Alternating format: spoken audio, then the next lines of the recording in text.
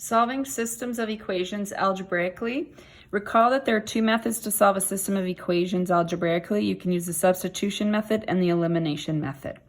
In example 1, solve the following system algebraically, and we're going to verify our solution. So we're given a linear equation and a quadratic. We're going to start with the substitution method. To do that, you want to isolate one variable in one of the equations. You get to decide which one. I can isolate either x or y. It's easier to isolate y because I don't have to divide off the 5. So that's going to probably be what we're going to do. So to do that, we would move this over. Just analyzing this one, I can't isolate x because there's an x squared and an x. But if I was to isolate y, when I divide off the 2, I'd be given fraction. So I definitely don't want to be rearranging this one. So we're going to move this over to the other side. So we're going to get y is equal to 5x minus 10. So now we're going to substitute this into the second equation. So this now is going to be substituted into this. So let's just write that second equation out so it's clear what we're doing. So this is going to go in place every time you see a y. So we're going to have x squared plus x minus 2 times 5x minus 10 equals 0. And now you have an equation with just one variable in it, x. So we now can solve. So we're going to simplify this. We're going to multiply the x through the brackets.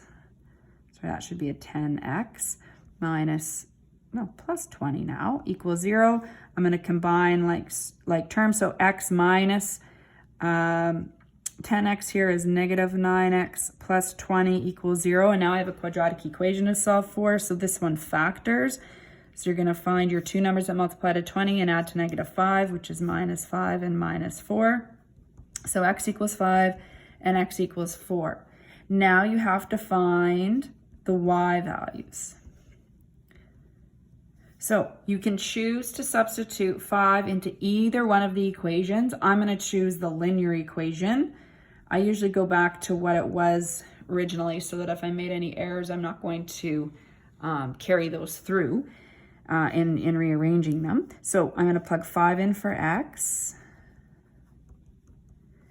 So we're going to get 25 minus y equals 10.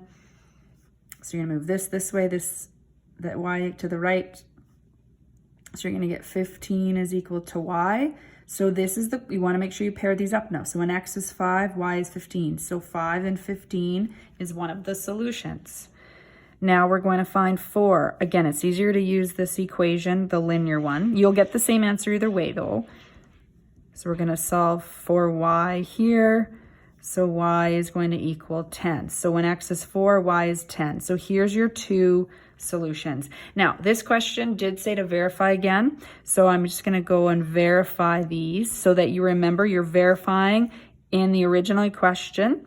So you must verify all of the equations. So 5 and 15 plugged into there. You're going to get 25 minus 15 equals 10. So that one works. Let's plug 4 and 10 into the first equation.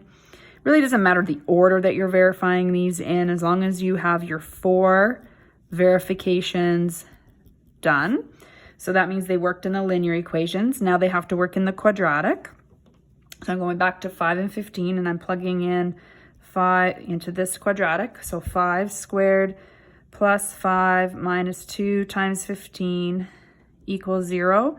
So 25 plus 5 minus 30 equals 0. So 30 minus 30, 0 equals 30. Now we're going to check 4 and 10, 4 10. So 4 squared plus 4 minus 2 times 10 equals 0. 16 plus 4 minus 20 equals 0. So you get 20 minus 20 is going to be 0 equals 0. So we've got our two solutions and we verified with them in all 4. You should have 4 checks. So 2 solutions in each equation.